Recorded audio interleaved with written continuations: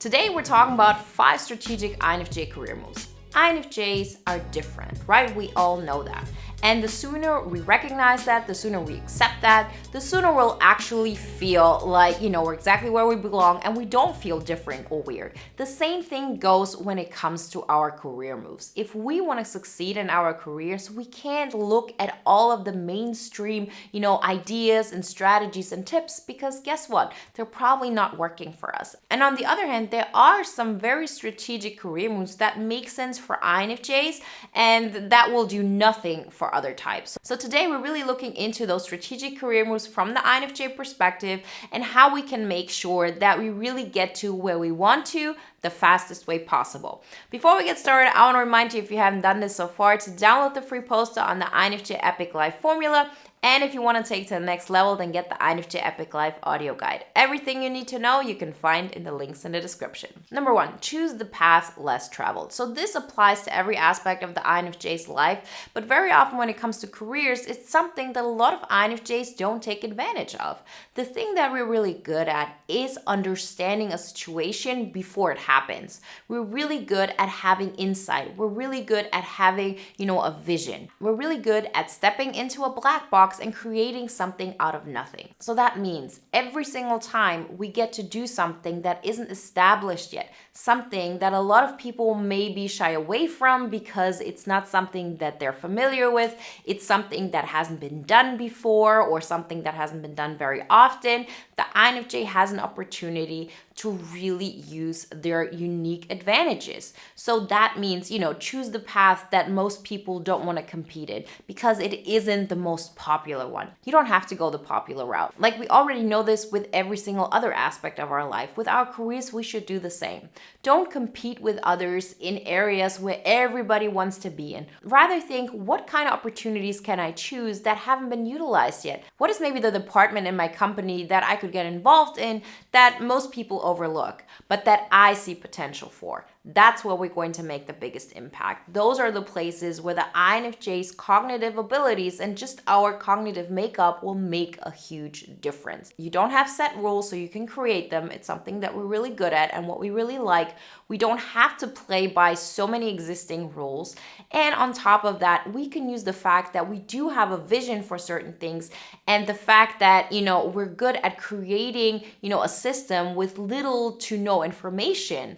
That kind of thinking will help you to really excel in those fields. So think of it like this, like what is the next career move that I can take that will actually put me on a path even less traveled than before? And because of that, I will have bigger success. A lot of people are scared to go that way because then they don't have so many peers around them. They don't know where to look and how to emulate others. You as an INFJ feel comfortable in these situations, so use that to your advantage. Number 2, lean into your strengths. I know this sounds weird because doesn't everybody say lean into your strengths? But for INFJs, this is very important because imagine yourself being in an accountant firm and everything that you're good at is, getting contacts from people, being in connection, being that social bonding mechanism there, being somebody who's really good at creating new, opportunities, and then you land in this accounting firm. Let's say you're in that. Yes, you can do sort of accounting, but you're never going to be as great as those people who have accounting and this kind of thinking, detail-oriented ways of doing things, as the main thing that they're good at. We're always going to have capabilities in that regard, but it probably isn't your biggest strength. So how can you lean into your strengths at that moment? The point is to recognize, and this is just an example. I'm not telling you get away from accounting jobs. I was in the finance world myself. The point was though that I recognized that my strengths were actually to create new connections with clients, to get new clients, to, create new ideas and strategic visions. And those aspects were the things that the people who are really good at the detail-oriented work weren't that great at. Most INFJs really feel bad about being different. So what are they trying to do? Who are they trying to be? Like the people around them. They're saying, I just have to get better at accounting. I have to get more detail-oriented. So you're always leaning on improving those skills that you're probably not even that good at. Like, I'm not saying you're bad at it, but just think of it like this. They're probably skills that you're much better at. than this. And so it's super important for the INFJ to show up to work or to their career moves or whatever they want to go next and really look at it from the perspective of, you already have so many people who are good at this. You don't need another one of them.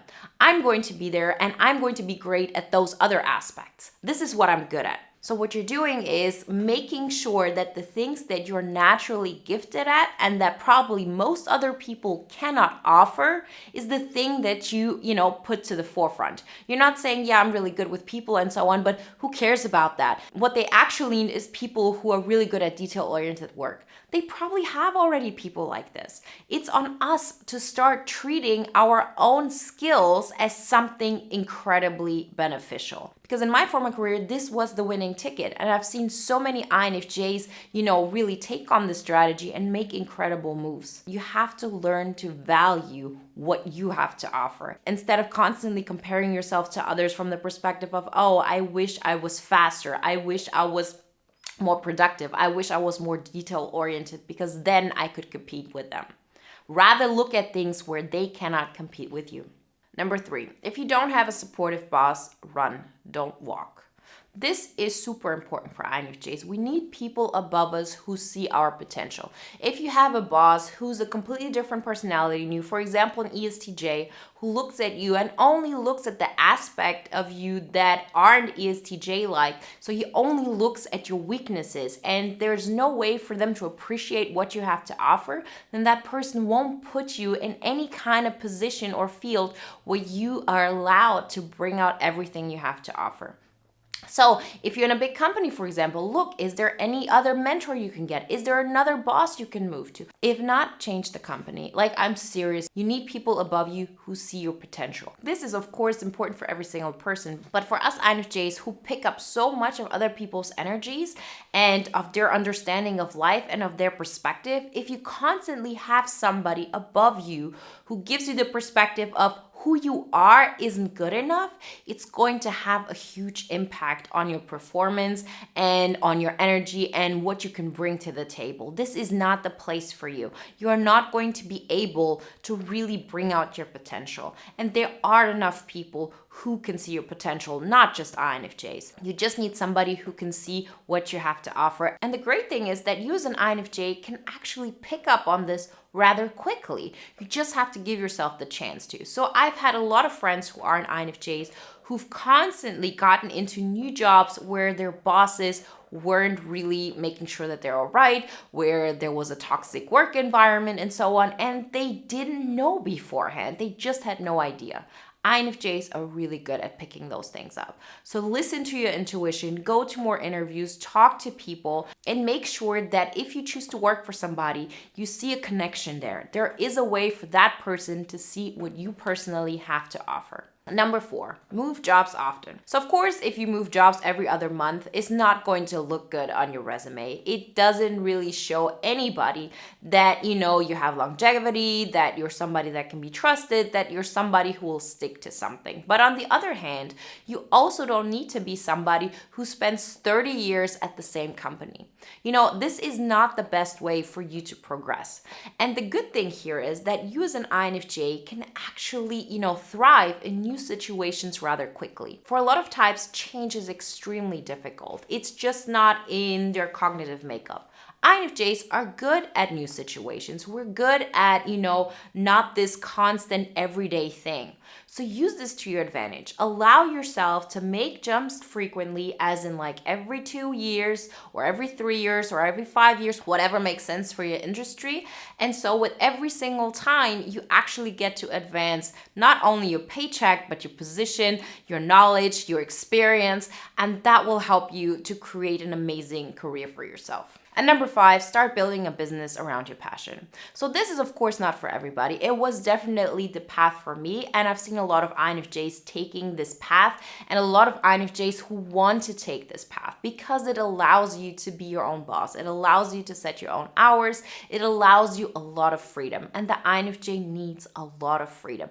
They need space, they need options, and it allows them to actually thrive the way they want to instead of trying to adapt adapt themselves in an existing framework. So if you decide to start building a business around your passion, then it will give you a great opportunity to make career moves that others might not be able to. And one of the main things is that you actually dare to take it.